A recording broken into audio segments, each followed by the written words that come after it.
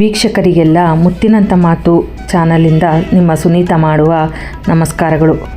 ಇವತ್ತು ನಾನು ಒಂದು ನರ್ಸರಿಗೆ ಭೇಟಿ ಕೊಟ್ಟಿದ್ದೆ.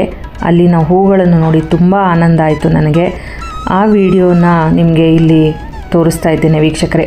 ವಿಧ ವಿಧವಾದ ಹೂಗಳನ್ನು ನೋಡಿ ನನಗೆ ಮನಸ್ಸಿಗೆ ಖುಷಿ ಕೊಟ್ಟಿದ್ದರಿಂದ ನಿಮಗೂ ಇದನ್ನು ತೋರಿಸಬೇಕು ಅಂತ ಮನಸ್ಸಾಗಿ ಈ ವಿಡಿಯೋವನ್ನು ಮಾಡ್ತಾಯಿದ್ದೇನೆ. ಈ ಹೂಗಳ ಅಂದ ಚಂದ ಬಣ್ಣಗಳನ್ನು ನೋಡಿ ನೀವು ಕೂಡ ಖುಷಿಯಾಗ್ತೀರಾ ಅಂತ ಭಾವಿಸ್ತೇನೆ. ಇಲ್ಲಿ ನೀವು ನೋಡ್ತಾ ಇದ್ದೀರಲ್ಲ ವೀಕ್ಷಕರೇ, ಸೇವಂತಿಗೆಯ ವಿಧ ವಿಧವಾದ ಬಣ್ಣದ ಹೂಗಳು. ಈ ಸೇವಂತಿಗೆ ವರ್ಷದಲ್ಲಿ 3 ತಿಂಗಳು ಮಾತ್ರ ನಮಗೆ ಸೀಸನಲ್ಲಿ ಸಿಗುವಂಥದ್ದು ಅಂತ ಹೇಳಿದ್ರು. ನೋಡೋದಕ್ಕೆ ತುಂಬ ಆಕರ್ಷಣೀಯವಾಗಿತ್ತು. ನಾನು ಕೂಡ ತೊಗೋಬೇಕು ಅಂತ ಅಂದ್ಕೊಂಡೆ, ಬಟ್ ವರ್ಷದಲ್ಲಿ 3 ತಿಂಗಳು ಅಂತಂದರು ಅಂಥೇಳಿ ಅದನ್ನು ಕ್ಯಾನ್ಸಲ್ ಮಾಡಿದೆ. ತುಂಬ ಚೆನ್ನಾಗಿತ್ತು. ಡೇರೆ ಹೂಗಳಾಗಿರ್ಬೋದು, ಚೆಂಡು ಹೂಗಳಾಗಿರ್ಬೋದು, ವಿಧ ವಿಧವಾದ ಹೂಗಳನ್ನು ನಾವಿಲ್ಲಿ ಕಾಣಬಹುದಾಗಿತ್ತು. ನೀವೇ ನೋಡ್ಬೋದು ಎಷ್ಟೊಂದು ಬಣ್ಣ ಬಣ್ಣದ ಹೂಗಳನ್ನು ನಾವಿಲ್ಲಿ ಕಾಣ್ಬೋದು ಅಂತ. ನಿಮಗೂ ಕೂಡ ಇದು ಇಷ್ಟ ಆಗ್ತಾ ಇದೆ ಅಂತ ಅಂದ್ಕೊಳ್ತೀನಿ ವೀಕ್ಷಕರೇ.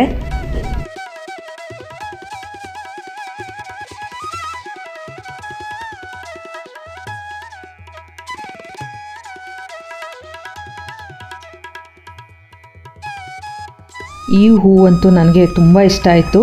ನಿಮ್ಗೆ ಯಾರಿಗಾದ್ರೂ ಇದರ ಹೆಸರು ಗೊತ್ತಿದ್ದರೆ ದಯವಿಟ್ಟು ಕಮೆಂಟ್ ಬಾಕ್ಸಲ್ಲಿ ಕಮೆಂಟ್ ಮಾಡೋದನ್ನು ಮರಿಬೇಡಿ ವೀಕ್ಷಕರೇ.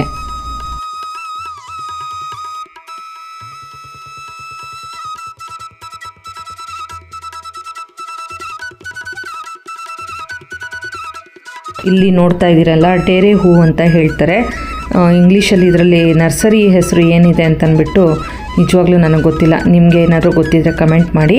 ಇದರಲ್ಲಿ ಸಿಂಗಲ್ ಕಲರ್ ಕೂಡ ಇತ್ತು, ಡಬಲ್ ಕಲರ್ ಕೂಡ ಇತ್ತು. ಡಬಲ್ ಕಲರು ನನಗೆ ತುಂಬ ಇಷ್ಟ ಆಯಿತು. ತೋರಿಸ್ತೀನಿ ನೋಡಿ ನಿಮಗೆ. ಇಲ್ಲೇ ಎಲ್ಲೋ ಇದೆ ಅನಿಸುತ್ತೆ ನೋಡಿ, ಇಲ್ಲಿದೆ ಡಬಲ್ ಕಲರ್ ಇದ್ದು ಹೂವಿದ್ದು. ನನಗಿದು ತುಂಬ ಇಷ್ಟ ಆಯಿತು ವೀಕ್ಷಕರೇ.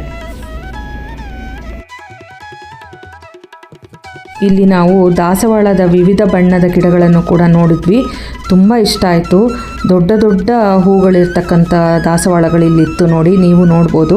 ತುಂಬ ಚೆನ್ನಾಗಿ ಕಾಣಿಸ್ತಾ ಇತ್ತು ವೀಕ್ಷಕರೇ. ಇದು 5 ದಳದ್ದು ಹೂವು. ನಾನು ಇದನ್ನು ತೆಗೆದಿಟ್ಟಿದ್ದೆ ತೊಗೊಳ್ಬೇಕು ಅಂಥೇಳಿ ಸೇವಂತಿಗೆನ.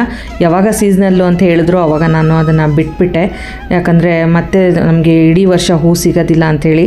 ಬಟ್ ನನಗಂತೂ ತುಂಬ ಇಷ್ಟ ಆಯಿತು. ನಿಮಗೂ ಇಷ್ಟ ಆಗಿದೆ ಎಂದು ಭಾವಿಸ್ತೇನೆ ವೀಕ್ಷಕರೇ.